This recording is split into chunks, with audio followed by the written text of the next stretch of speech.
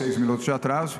Tínhamos a informação de que o presidente Jair Bolsonaro faria um pronunciamento e, em respeito a isso, estamos aguardando que fosse feito este pronunciamento. Como não se confirmou, nós iniciaremos aqui a nossa coletiva de imprensa, como temos feito todos os dias no mesmo horário.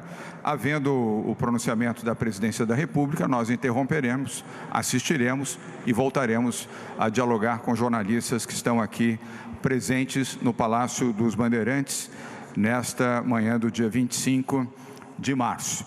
Quero agradecer a presença aqui ao meu lado do prefeito Bruno Covas, prefeito da capital de São Paulo, José Henrique Germann, secretário da Saúde do nosso estado, Henrique Meirelles, secretário da Fazenda e Planejamento, Rocieli Soares, secretário de Educação, e o Kleber Mata, secretário de Comunicação. Também presente, embora não aqui à frente, o Bruno Caetano, secretário de Educação do município de São Paulo. Queria começar com algumas considerações. A primeira delas é cumprimentar o meu colega, o governador Ronaldo Caiado, pela postura, pela firmeza e pela decisão correta que ele acaba de apresentar numa comunicação à imprensa e também aos seus seguidores no Twitter, pela forma, pela postura em defesa da vida.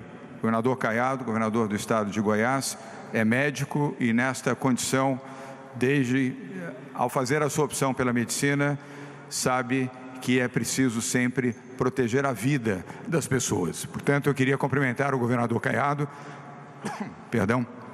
pela correta postura e pela coragem daquilo que ele acaba de anunciar publicamente. Também informar aos jornalistas e a você que está nos assistindo aí da sua casa, está nos ouvindo, que hoje, às 16 horas, os 27 governadores do Brasil estarão reunidos virtualmente numa conferência de 2 horas de duração, das 4 às 6 da tarde, dada a gravidade das circunstâncias do país e do comportamento do presidente da República. O resultado dessa reunião será informado aos jornalistas por cada um dos governadores ao término desta conferência, que deverá ser por volta das 18 horas de hoje. Portanto, cada governador fará a sua comunicação aos órgãos de imprensa do seu estado, estão todos já mobilizados e estaremos online daqui a pouco. Quero começar também nos informes desta tarde, mostrando a contraprova do Instituto Adolfo Lutz. Eu anteontem mostrei a vocês o meu exame do Hospital Albert Einstein e aqui está a contraprova do Instituto Adolfo Lutz. Embora não fosse necessário, o Hospital Albert Einstein está homologado de acordo com o protocolo da Organização Mundial de Saúde, do Ministério da Saúde. Ainda assim, eu pedi que fosse feita uma contraprova. Ela foi feita, foi entregue ontem às 10 horas da noite pelo Instituto Adolfo Lutz, da Universidade de São Paulo, e deu negativo. Conforme consta aqui nesta frase, São Paulo não esconde informações, São Paulo demonstra informações. Quero também, nos informes, nos anúncios de medidas, como sempre fazemos nos nossos encontros com os jornalistas, fazer aqui os anúncios de hoje. Depois ouviremos o prefeito da capital de São Paulo, Bruno Covas, e novamente algumas informações, e aí abrimos para as perguntas. O programa Merenda em Casa do governo do estado de São Paulo, essa é a razão pela qual o secretário de Educação, Rocieli Soares, está aqui presente nesta coletiva, vai beneficiar nesse programa 700 mil alunos da rede pública estadual de ensino. São os alunos mais vulneráveis. O governo do estado de São Paulo vai repassar, a partir do próximo dia 1º de abril, R$ 55 por mês às famílias de 700 mil alunos da rede pública estadual, um investimento de 40,5 milhões de reais por mês. A medida vai perdurar enquanto as aulas estiverem suspensas. É uma medida protetiva, uma medida de atenção às famílias e às crianças mais vulneráveis do nosso estado, e o secretário Rocieli estará aqui para responder perguntas, se elas estiverem sendo formuladas pelos jornalistas daqui a pouco. E repito, o pagamento será feito aos estudantes das famílias que vivem em condição de extrema pobreza, de acordo com o cadastro único do governo federal.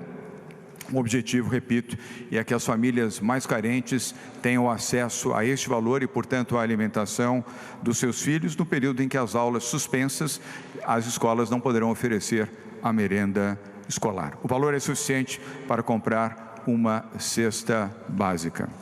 Segundo informe, o governo do Estado de São Paulo antecipa a vacinação contra a gripe para as forças policiais, Polícia Militar, Polícia Civil, Corpo de Bombeiros, Sistema Prisional, Polícia Científica. A partir de amanhã, dia 26 de março, nós iniciamos a vacinação contra a gripe de policiais militares, civis, Corpo de Bombeiros, Polícia Científica e o Sistema Prisional, por recomendação do Centro de Contingência do Coronavírus, que já tem a direção da doutora Helena Sato. Não sei se a doutora Helena está aqui participando conosco. Ela está aqui. Obrigado, doutora Helena. Ela substitui o doutor Davi Wip, que continua integrando este grupo, que é composto por 13 médicos especialistas em infectologia e epidemia e 2 secretários, o secretário José Henrique Guerra, secretário de Estado da Saúde, e o secretário Edson Aparecido, secretário de Saúde do município de São Paulo. E a doutora Helena, desde ontem, já comanda este grupo do Centro de Contingência do Coronavírus.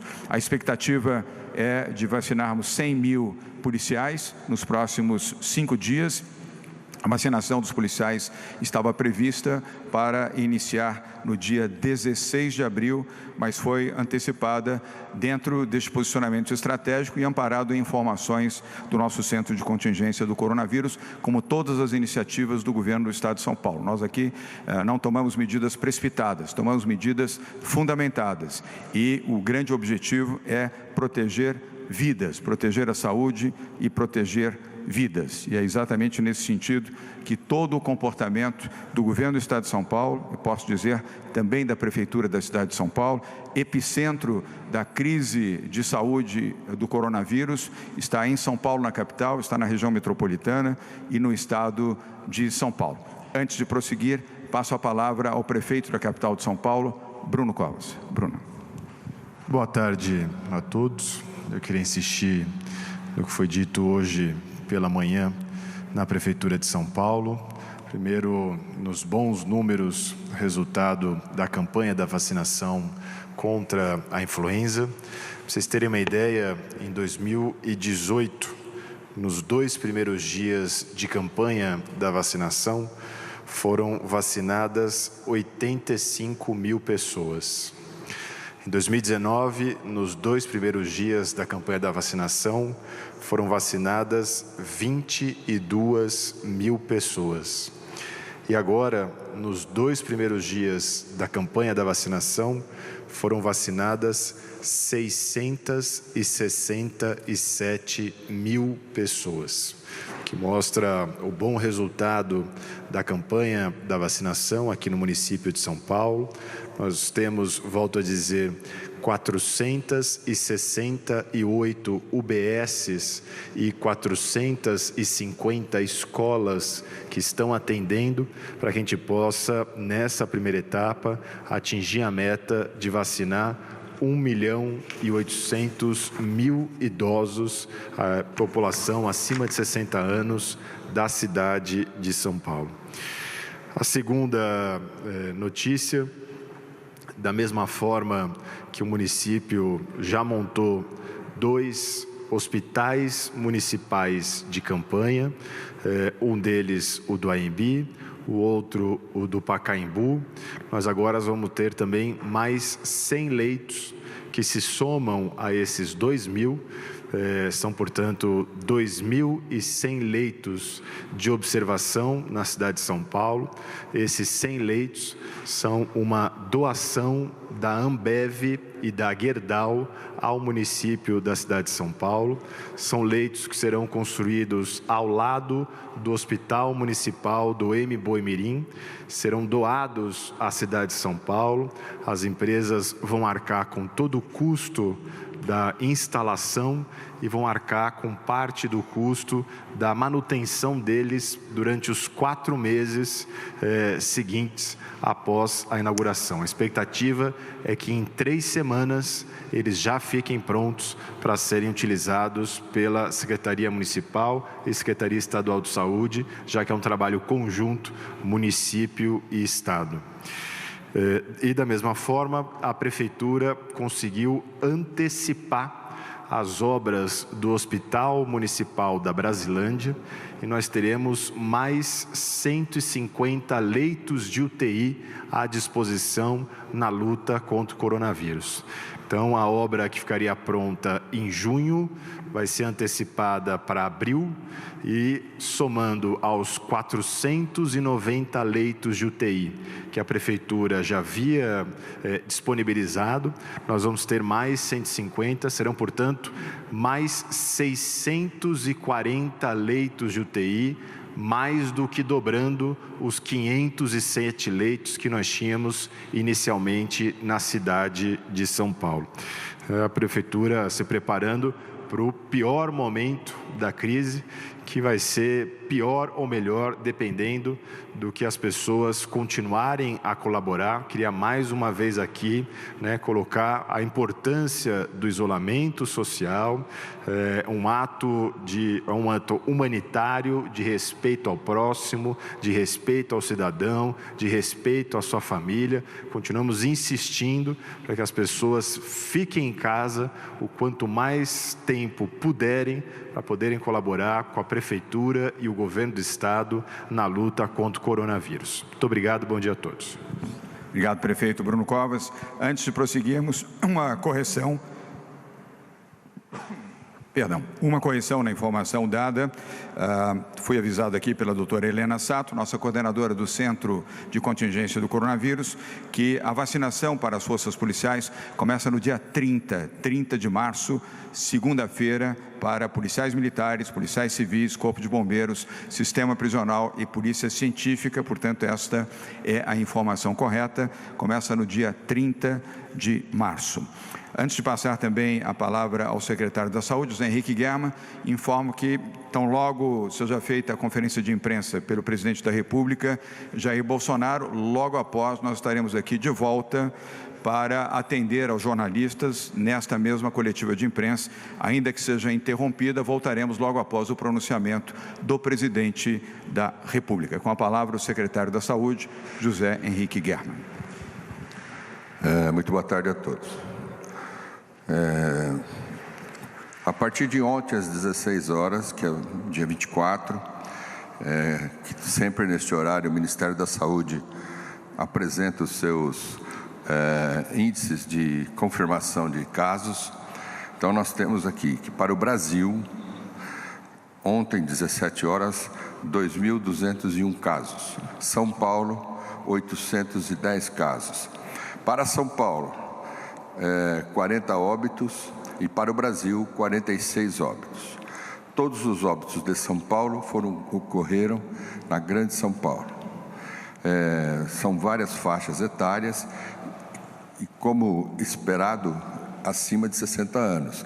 Aqueles que estavam abaixo de 60 anos têm também comorbidades importantes que favorecem, então, ao êxito letal. Hoje, 59 pacientes em hospitais públicos e privados em regime de terapia intensiva. Muito obrigado. Muito obrigado, doutor Guerma. Doutora Helena Sato, deseja fazer alguma comunicação? Ok, vamos prosseguir então. Queria, antes de abrir as perguntas dos jornalistas que aqui estão e também as perguntas online, mencionar que há pouco terminamos uma conferência dos governadores da região sudeste com o presidente Jair Bolsonaro e vários dos seus ministros. Todos nós aceitamos republicanamente participar desta conferência. Eu, quando fui instado a falar, mencionei a importância desta integração entre o governo federal e os governos estaduais, uma ação conjunta entre os governos. Nessa situação, ela é absolutamente essencial. Não é hora de separatismos, não é hora de rivalidades, é hora de todos estarmos juntos no combate a esta gravíssima crise, nesta guerra contra o coronavírus. Mas posicionei ao presidente Jair Bolsonaro, na introdução da minha participação, que eu havia ficado decepcionado com a intervenção feita ontem à noite pelo presidente da República em rede nacional de televisão, discordando do posicionamento do presidente e entendendo que, para os brasileiros de São Paulo, e eu aqui represento 46 milhões de brasileiros, a intervenção do presidente Jair Bolsonaro e o conteúdo daquilo que ele disse ontem à noite foi absolutamente equivocado e em dissintonia, inclusive, com as orientações do próprio Ministério da Saúde do governo federal. Não fiz nenhuma colocação nem de ordem política, nem alterei o tom de voz, nem fiz nenhuma acusação, apenas um registro como brasileiro, como cidadão e como governador eleito do estado de São Paulo. E a nossa proposta, durante toda a intervenção, foi pelo entendimento e pelo diálogo, a integração de atitudes e de medidas, a não relativização desta crise. Não é uma gripezinha, não é um resfriadozinho, é um assunto sério, difícil e a maior crise de saúde pública da história do país. Então, presidente, conforme ele disse, de maneira respeitosa, não é uma gripezinha, não é um resfriadozinho, é um assunto grave. Nós já temos 46 vítimas até o presente momento e não entramos ainda nem no pico dessa chamada crise do coronavírus. Portanto, presidente, não politize a questão, não transforme isso em palanque político. Nós não estamos transformando. Os 27 governadores de estado e eu, como governador de São Paulo, estamos preocupados em salvar vidas. Essa é a nossa prioridade.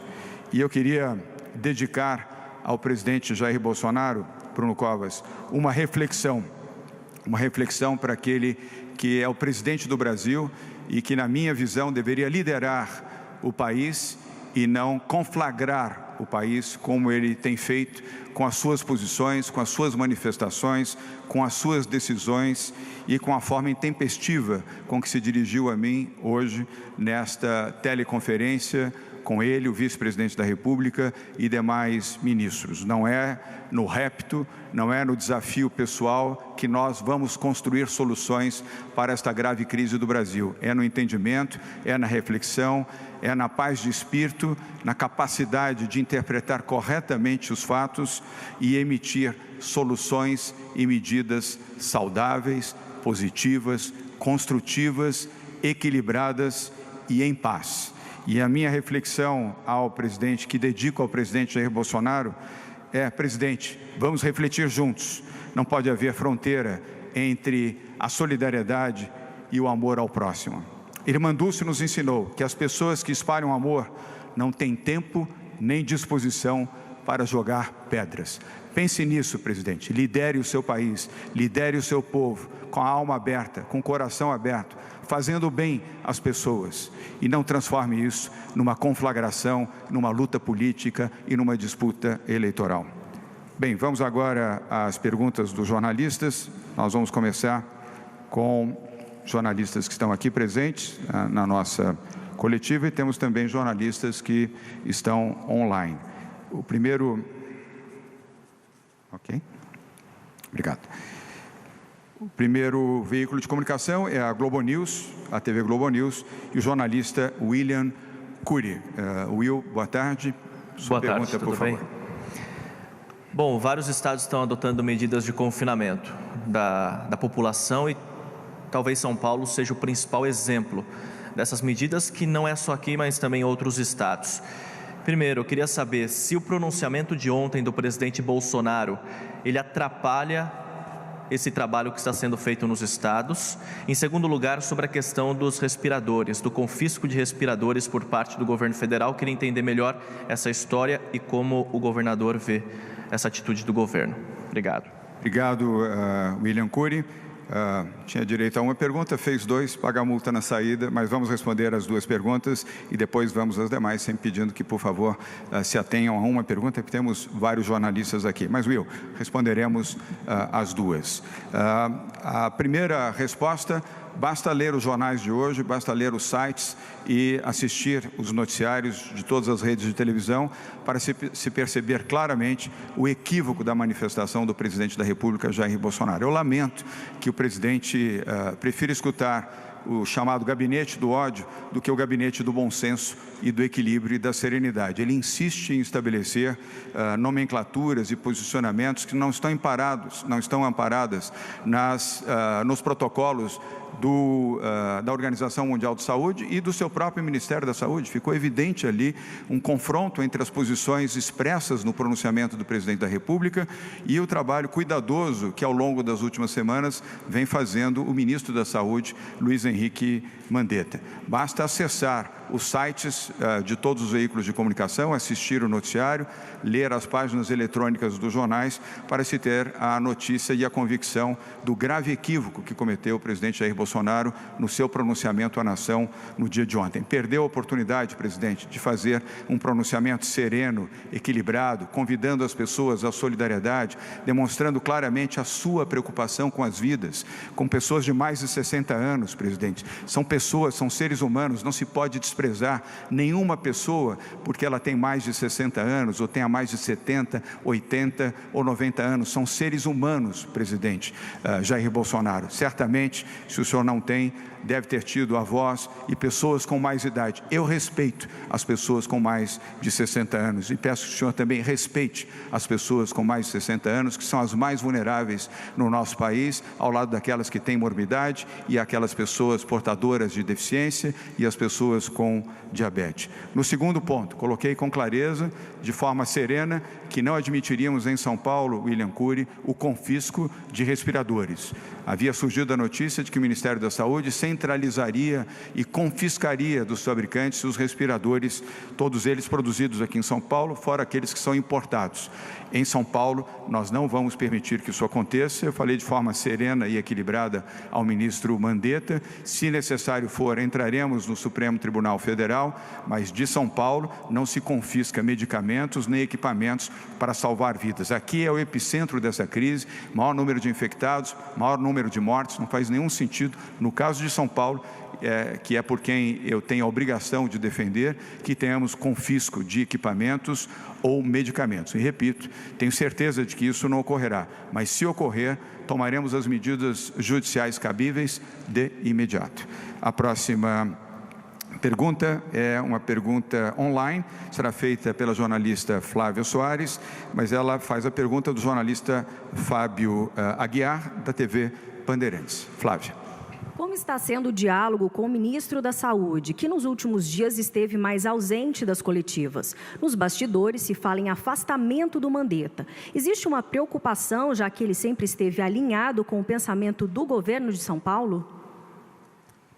Bem, Fábio, eu vou dividir a resposta com o nosso secretário da Saúde, José Henrique Guerra, que tem falado diariamente com o ministro Luiz Henrique Mandetta. Eu falo praticamente todos os dias. De São Paulo não houve afastamento, exceto ontem à noite que eu liguei ao ministro, ele não me retornou a ligação, compreendi até um momento, suponho eu, de tensão, dado a manifestação feita pelo presidente da República, ao que sei, ela não foi compartilhada previamente com outros ministros, apenas com o dito gabinete do ódio, e eu compreendo, obviamente, as restrições do ministro e não ter me retornado a ligação de ontem, após essa desastrosa manifestação do presidente da República do Brasil. Mas até então as relações têm sido fluídas, republicanas, corretas do ponto de vista científico, do ponto de vista medicinal e de estrutura de saúde pública. Mas eu peço a complementação e o depoimento do secretário de Saúde do Estado de São Paulo, José Henrique Guerra. O nosso alinhamento com o Ministério da Saúde é bastante importante. Nós tratamos todas essas ações que a gente tem feito aqui, junto com o Ministério. Como disse o governador, falamos com ele praticamente, com o senhor ministro, todos os dias. Ontem mesmo, à tarde, conversamos com ele justamente a questão dos respiradores. E em seguida foi emitida uma carta para ele, no sentido de reverter esta situação do confisco, da produção das indústrias brasileiras de respiradores. Então, temos total alinhamento, porém, nós temos que atender um número extremamente grande de leitos de UTI que necessitam um respirador para combate a esta virose. É o fator mais importante dos recursos que existem na UTI no combate a esta doença. Então, não é possível nós trabalharmos sem o respirador na maioria dos leitos de UTI aqui no estado de São Paulo. Então, por isso, nós temos que defender essa questão de que não pode haver o confinamento, o confisco de respiradores. Obrigado, secretário. E Will, apenas para complementar, nós recebemos na última segunda-feira, já comunicamos a vocês aqui na coletiva de imprensa realizada na última segunda-feira, aqui no Palácio dos Bandeirantes, 98 milhões de reais de doações do setor privado. Nós fizemos uma rede solidária, um comitê empresarial do coronavírus. Empresários e empresas, as suas doações, foram 98 milhões de reais. E a prioridade Fábio Aguiar, a prioridade é para respiradores e monitores e demais equipamentos e insumos necessários para a preservação de vidas. Ou seja, temos recursos, além disso, recursos do governo do Estado de São Paulo, fruto da decisão do Supremo de não termos que pagar neste momento a dívida de 1 bilhão e 200 milhões, Bruno Covas, recursos que serão integralmente destinados à saúde. Portanto, temos recursos e temos, evidentemente, a disposição de fazer a compra de tudo aquilo que for necessário para colocar à disposição do sistema público de saúde do Estado e dos municípios de São Paulo. Vamos agora a uma pergunta presencial. Ela é do jornalista Felipe Pereira, do UOL. Felipe, boa tarde. Sua pergunta, boa tarde, governador. Governador, o senhor e os demais governadores estarão reunidos hoje, à tarde, às 16 horas, e o senhor também fala que há uma falta de liderança por parte do governo federal, do presidente Jair Bolsonaro. Há uma articulação, ou haverá, dos governadores para conseguir se articular e tomar ações conjuntas para minimizar os efeitos dessa pandemia? Felipe, obrigado pela pergunta. Os governadores estão articulados. Os governadores possuem os seus grupos de trabalho, o Nordeste, o Centro-Oeste, Sul e Sudeste, que se reúnem constantemente. O próprio COSUD, o Consórcio Sul-Sudeste, realizou esta semana uma reunião dos governadores, 7 governadores dos estados do Sul e do Sudeste, e realizaremos tantas quantas forem necessárias, não presencialmente, mas virtualmente.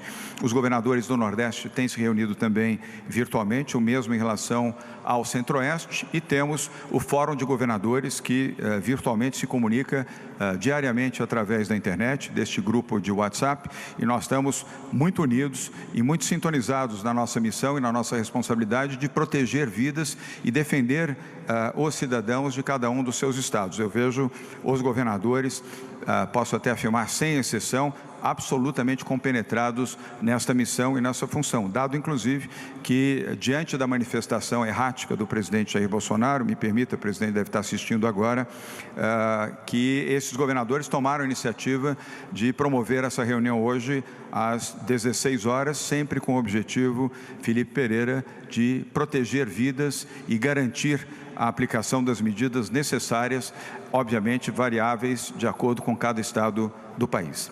A próxima pergunta, ela é virtual, ela é online, é do jornal Valor Econômico, a jornalista Leila Souza Lima. Quem formula a sua pergunta, Leila, é a jornalista Flávia Soares. Flávia. Governador, caso o Ministério da Saúde, de fato, acate o presidente Bolsonaro em sua ideia de recomendar isolamento mais brando, quais serão as determinações para o estado de São Paulo no enfrentamento ao coronavírus? Seguir o protocolo correto. Não creio que o Ministério da Saúde venha adotar uma medida diferente daquela que adotou até ontem. Eu suponho que não há nenhum fator, e nós temos a medida correta por esse centro de contingência do coronavírus, não há ainda neste momento nenhuma razão para o abrandamento do isolamento. Nós estamos seguindo protocolos internacionais, o secretário da Saúde, Henrique Guerma, tem sido bem assessorado pelo centro de contingência do coronavírus, por os médicos, cientistas e especialistas de renome. Nenhum deles tem qualquer visão ideológica ideológica, partidária, ou fazem parte de qualquer gabinete desta ou daquela tendência política, são médicos, são cientistas, portanto, a nossa visão é prosseguir graduando e obtendo informações científicas e não tomando decisões de ordem política. A próxima pergunta é da jornalista Marcela Raal, da CNN. Marcela, boa tarde. Obrigado pela presença. Sua pergunta, por favor. Boa tarde, governador. Boa tarde a todos. Estamos ao vivo pela CNN. Bom, a discussão hoje na reunião foi protagonizada pelo senhor e pelo presidente Jair Bolsonaro, ao contrário dos outros governadores que estavam presentes. Parece que São Paulo e Brasília estão caminhando em direção opostas. Seria uma briga política? Obrigada.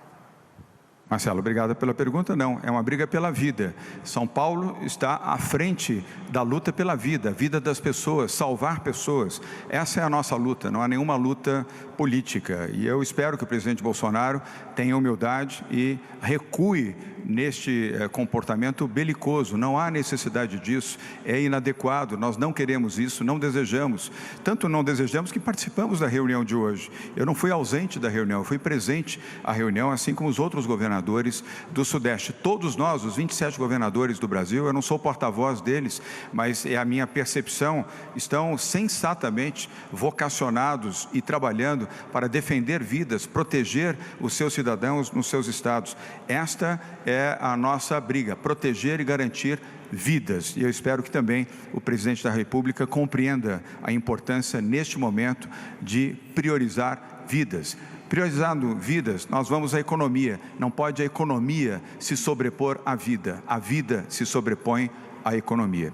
A próxima pergunta também é online, do jornalista Rafael Algarte, da Record News. Será também lida pela jornalista Flávia Soares. O número de idosos circulando por São Paulo continua chamando a atenção, mesmo sendo eles pertencentes ao grupo de risco. O governo pensa tomar uma medida semelhante à de Porto Alegre e restringir, por meio de multas, essa circulação? Rafael, obrigado pela pergunta. Vou dividir a resposta com o prefeito Bruno Covas e com o secretário da Saúde, José Henrique Germa. E fazer um apelo, aproveitando os microfones e também as imagens de televisão aqui no Palácio dos Bandeirantes, em São Paulo, e aqueles que vão redigir as suas matérias para páginas eletrônicas ou impressas dos seus veículos de comunicação. Por favor, se você tem mais de 60 anos, fique em casa. Volto a repetir, se você tem mais de 60 anos de idade, fique em casa, exceto aqueles que estão em áreas essenciais, e nós já discorremos sobre isso algumas vezes aqui nessas nossas coletivas.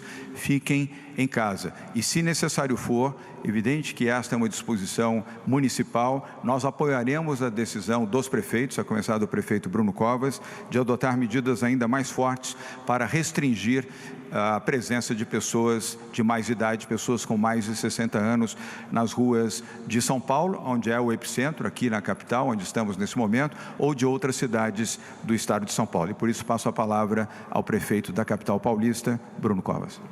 Essa e tantas outras medidas são avaliadas diariamente pela Prefeitura de São Paulo, de acordo com as orientações passadas pela Vigilância Sanitária.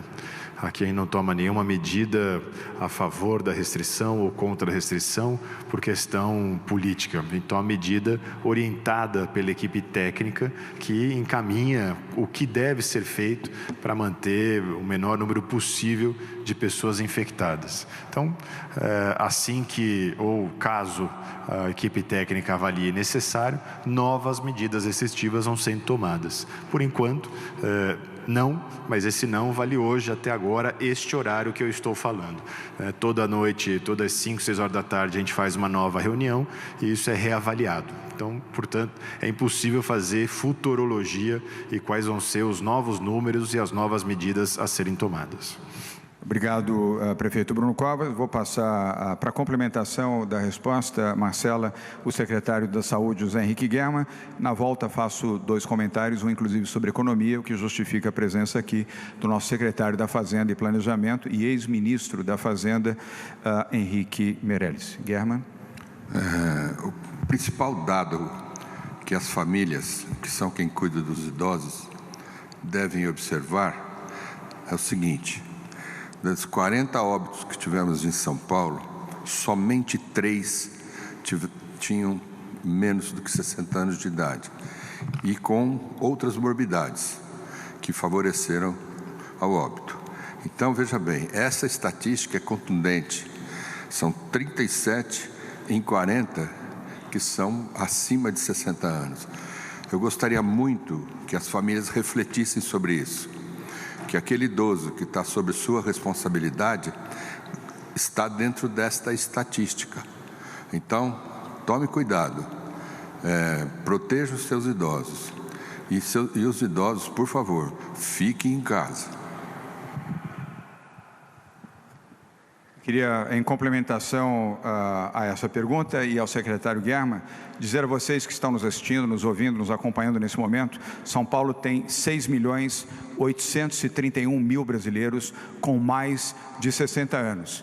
Será que é razoável? Será que é justificável? Será que é humano? Será que é legítimo abandonar 6.831.000 pessoas à própria sorte, porque tem mais de 60 anos?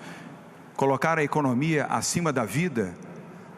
Abandonar essas pessoas à própria sorte? São Paulo não fará isso. São Paulo vai defender as pessoas, proteger vidas, inclusive e sobretudo da população mais frágil, que são as pessoas com mais de 60 anos. Eu vou pedir, após a próxima pergunta, a intervenção do Meirelles. Quero também, acabei de receber a informação, teria a presidência da República tomado a decisão de não fazer nenhum pronunciamento no momento. Se mudar de ideia e fizer o pronunciamento, fiquem certos que faremos também aqui em São Paulo e convidaremos os jornalistas para estarem presentes.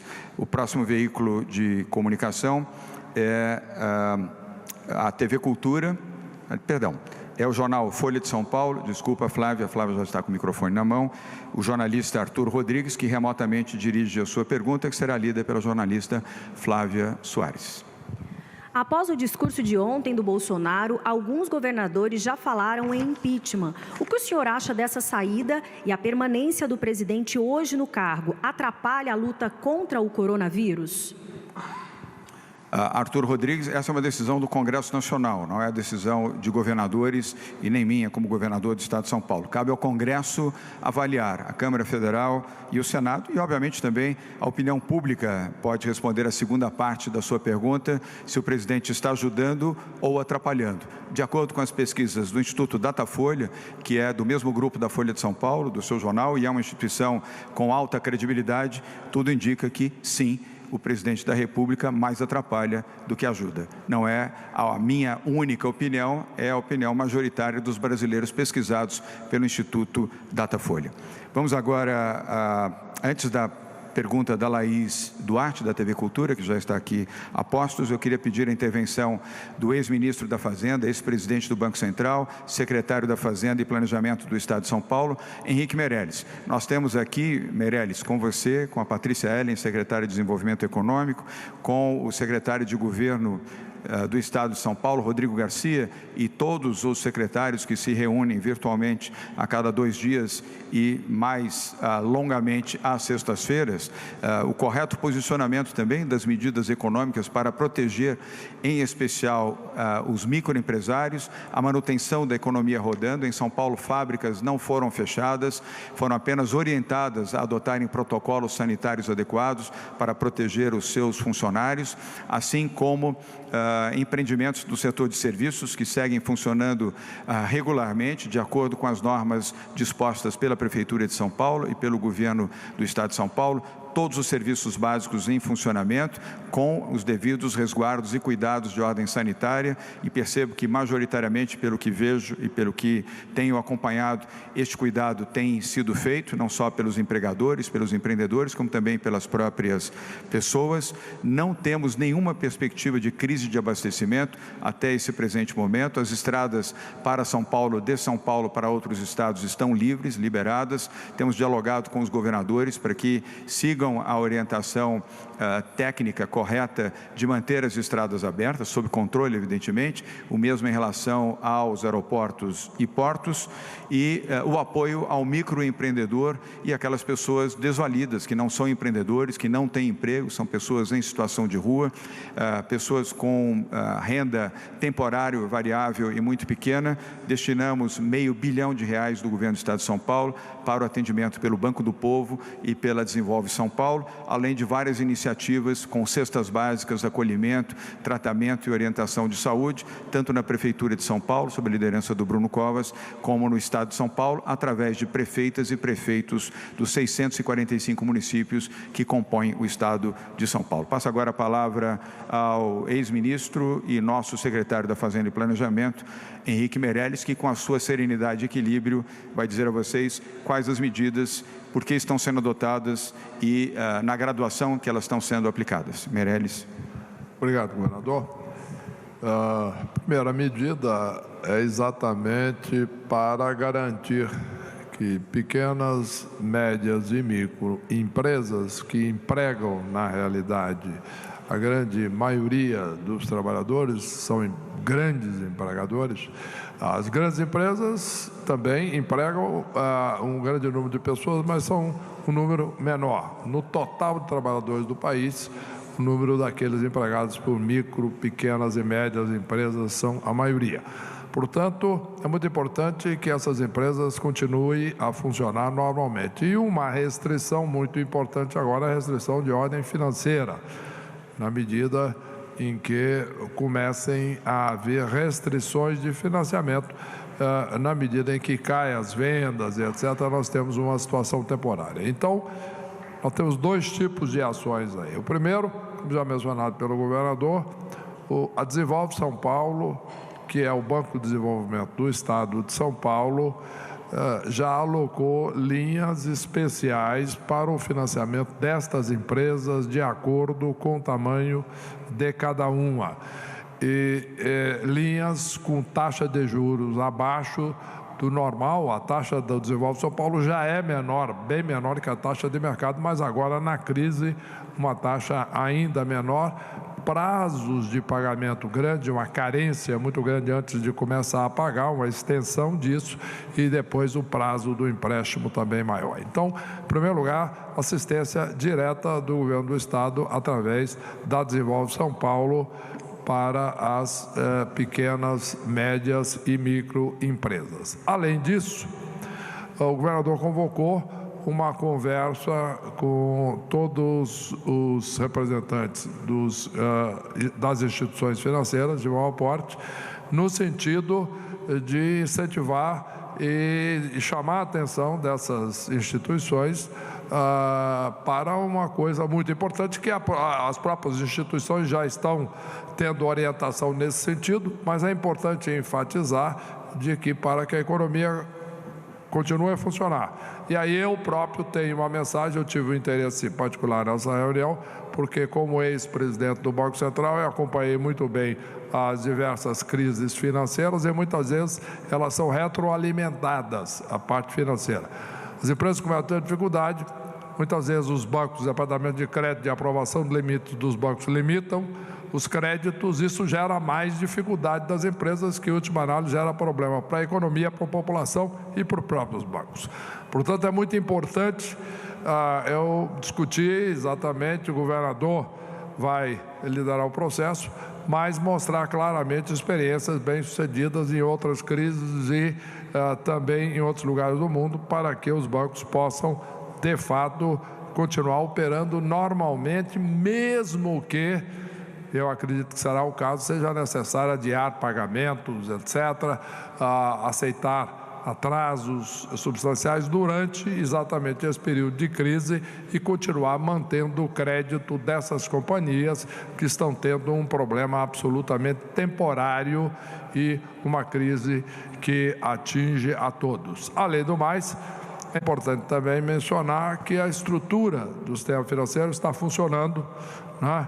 Seja estruturas básicas de compensações, etc., das instituições, mesmo que uma ou outra agência esteja fechada por um problema de funcionários, mas a estrutura da instituição está funcionando, o processamento eletrônico está funcionando, as pessoas podem acessar aí por via eletrônica, apesar de que muitas agências estão fechando, muitas pessoas podem tender até a ter um certo pânico com isso, mas é muito importante esclarecer cada vez mais a população sobre o acesso eletrônico que qualquer celular ou qualquer equipamento pode permitir, e também os bancos, estamos incentivando os bancos a facilitarem e abrirem realmente o número maior possível de atendimento para que toda a população possa ser atendida assim, além de manter agências mais centrais em determinadas regiões, diversas regiões da cidade abertas, concentrando o atendimento àqueles que precisam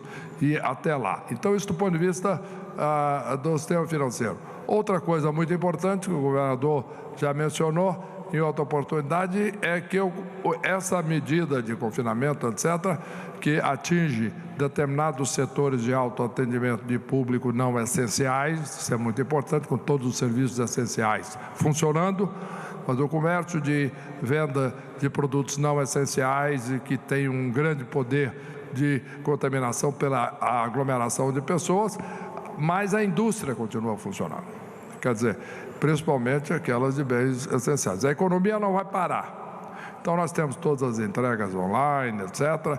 Em resumo, além de que existem vendas em locais específicos. Portanto, a indústria funciona, a economia funciona, a estrutura do sistema financeiro, essa funciona integralmente, não só por via eletrônica, mas por agências localizadas. Quer dizer, numa certa região, por exemplo, aqui no Palácio tem uma agência, essa não está funcionando, mas tem uma outra agência ali perto do Shopping Eldorado, por exemplo, que está funcionando. Em resumo, então nós temos aí um trabalho intenso também junto ao sistema financeiro para que a população seja também plenamente atendida. Com isso, a expectativa é manter o sistema produtivo intacto, que mesmo que haja uma queda da produção, haja uma queda do PIB, agora no mês de abril, como se está esperando, que isso seja absolutamente temporário, mas que o sistema produtivo esteja equipado para uma retomada forte quando for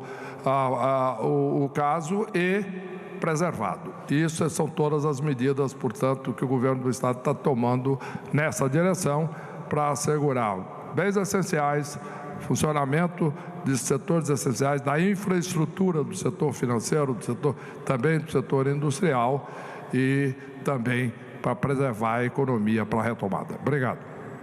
Obrigado, Henrique Meirelles. Obrigado pela serenidade, pela assertividade. E se tiverem dúvidas, chamem o Meirelles. Nós vamos agora à penúltima pergunta, são mais duas para o encerramento dessa coletiva de imprensa, aqui direto do Palácio dos Bandeirantes, em São Paulo. A pergunta é presencial, da jornalista Eduarda Esteves, do IG, ou Laís Duarte, vamos a Eduarda, perdão.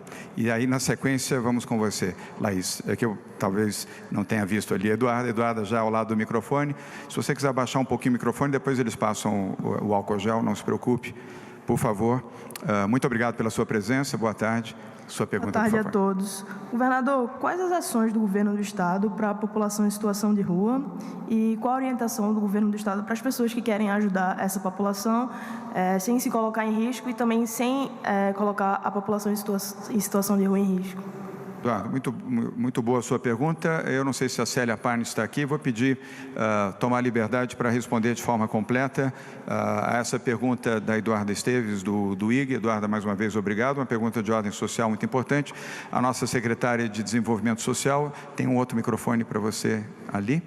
Eu vou pedir para ela ocupar aqui momentaneamente o lugar do nosso secretário da Educação. A Célia Parnes, ela vem do setor privado, é uma especialista na área de desenvolvimento social, de assistência, e ela responderá a pergunta da jornalista Eduarda Esteves, do IG. Secretária. Pois não. Em relação às pessoas em situação de rua, nós sabemos que é a população mais vulnerável do nosso Estado. Essa atuação de abordagem, acolhimento, acontece nos âmbitos municipais, e já passo em seguida a palavra ao prefeito para que possa atualizar no caso da capital. E o que eu posso lhe assegurar, governador João Dória tem feito uma campanha junto a todo o empresariado e toda a sociedade civil, buscando apoio de ajuda humanitária para as pessoas mais vulneráveis em comunidades, especificamente em comunidades, em favelas, e também em situação de rua. Todas essas ações, inclusive aqui no âmbito da capital, já soube, tenho acompanhado que estão acontecendo abrigos estão sendo montados para pessoas em situação de rua, acho que o prefeito vai poder nos atualizar melhor, e nos demais municípios também estamos acompanhando, orientando e monitorando os municípios em todo o âmbito estadual. Obrigado, secretária Célia Parnes. Passo agora a palavra ao prefeito Bruno Covas. Lembrando que nesta sexta-feira, Bruno e eu estaremos no estádio do Pacaembu, visitando o hospital de campanha com 200 leitos. O Bruno também poderá falar a esse respeito, além da política social, de acordo com a pergunta feita pela jornalista Eduarda Esteves. Bruno. São 5 equipamentos esportivos que estão sendo adaptados para ampliar os espaços de abrigamento aqui na cidade de São Paulo. Desses 5 espaços, 4 já estão sendo utilizados, só falta mais um terminar a adaptação. Então, são 5 novos espaços, tanto para dar novas opções, quanto para desafogar os atuais espaços já existentes. Nós estamos também já inaugurando as primeiras pias e banheiros públicos, em especial no centro da cidade, para que eles possam ter opção de higienização sem ter o abrigamento. Nós estamos ampliando agora e buscando parceiros para que a gente tenha novos centros de distribuição de alimentação, que com o fechamento de vários restaurantes e espaços no centro de São Paulo, diminuiu muito o trabalho das ONGs que faziam esse papel no centro de São Paulo. Então, a preocupação agora é com a alimentação da população em situação de rua. Todas as doações e trabalhos voluntários, a gente espera nos próximos dias lançar um aplicativo ou até mesmo 156, estamos vendo de que forma é possível fazer isso, para que as pessoas possam colaborar, seja com artigos de higiene, seja com artigos de alimentação para a população em situação de rua. Então, em breve a gente deve divulgar um novo canal de comunicação ou adaptando o 156 ou com um novo aplicativo. Obrigado, prefeito Bruno Covas. Vamos agora sim à última pergunta na coletiva de hoje. São 13 horas e 27 minutos. É com você, Laís Duarte, da TV Cultura. Obrigado pela paciência. Sua pergunta, por favor. Boa tarde, governador. Boa tarde a todos. Estamos ao vivo pela TV Cultura. Por mais de uma vez, o presidente Jair Bolsonaro se referiu a essa pandemia de coronavírus como histeria. Eu gostaria que o senhor e, se possível, o secretário German também esclarecessem com quais números o governo do estado trabalha para estabelecer um planejamento, tanto para internações em UTIs, quanto para número de casos, para mortes. Claro que a gente espera que elas não aconteçam também, mas a evolução dessa curva aqui é mais parecida com a da China, a da Itália ou a da Alemanha? Por favor. Obrigado pela pergunta, jornalista Laís Duarte, da TV Cultura. Eu vou dividir a resposta com o secretário José Henrique German, mas quero dizer ao presidente Jair Bolsonaro que não é histeria quando temos mortes e pessoas infectadas e que podem morrer. Isso não é histeria, isso é tristeza. Isso exige reações corretas, efetivas por parte do Estado, das prefeituras, dos governos estaduais, do governo federal. Não é tratar com histeria, é tratar com humanidade, presidente. Ter o olhar humano, humanitário, para ajudar, cooperar, salvar vidas. E é isso que nós estamos fazendo em São Paulo. Secretário German. Então, como todos nós já divulgamos bastante, o Covid-19 é uma doença nova e nós não conhecemos muito bem o comportamento do vírus. E conforme o tempo passa, a gente vai aprendendo a trabalhar com ele, da mesma forma que acredito que ele aprenda a trabalhar conosco. Nesse sentido, a gente tem observado a história recente desta epidemia e uma constatação que a gente já tem é o seguinte: esperava-se se haveria ou não uma mudança de comportamento do vírus pelo fato de estar num país tropical e quente. Isso não ocorreu. Ele tem tido o mesmo comportamento que apresentou nos países que estavam em inverno, na situação de inverno. Então, isso já está fora de cogitação, não podemos trabalhar muito bem com isso. O restante é o seguinte: observando essas curvas, né, nós temos a metodologia passa a plotar e a contar dentro de um gráfico após o caso número 100. Todos os dados que nós temos dos países é acima do número 100. Nesse sentido, nós tivemos o caso 100, em São Paulo no dia 15 e no Brasil dia 13. Então, aqui em São Paulo, que é o nosso foco, a partir do dia 15 isso começa a ser contado e a gente precisa de um tempo para ter uma coleção de pontos neste gráfico que seja suficiente para fazer uma progressão e estimar como será a curva aqui no estado de São Paulo. E nós já estamos nos planejando em função do comportamento do vírus e dessa incidência que ele vem apresentando. Então, na hora que nós dissemos que a gente precisa de X leitos a mais, né, nós estamos nos baseando justamente nesse comportamento e no crescimento. O outro fato que a gente já tem mais ou menos estabelecido, como eu disse, tem poucos pontos, é que a cada 3 dias ele dobra o número de contaminados. Então, esses são dados que a gente vai apurando e vai consolidando ao longo deste caminho. Muito obrigado, secretário Guerra. Queria, antes de encerrar a nossa coletiva, exatamente às 13h30, agradecer a você, Bruno Covas, prefeito da capital de São Paulo, parceiro das decisões que temos tido, difíceis, mas para salvar vidas na capital de São Paulo e no estado de São Paulo. Agradecer ao secretário da Fazenda e Planejamento, Henrique Meirelles, secretários Henrique Guerra, secretário da Saúde, secretário Rocieli Soares, secretário da Educação, e aos jornalistas que aqui estão, continuem fazendo o seu dever de informar corretamente, com equilíbrio, não aceitando pressões, não aceitando reptos, tanto aqueles que atuam na televisão, no rádio, em outros veículos de mídia impressa e digital. E, mais do que nunca, o Brasil precisa de serenidade, calma e equilíbrio para enfrentar essa crise. Muito obrigado.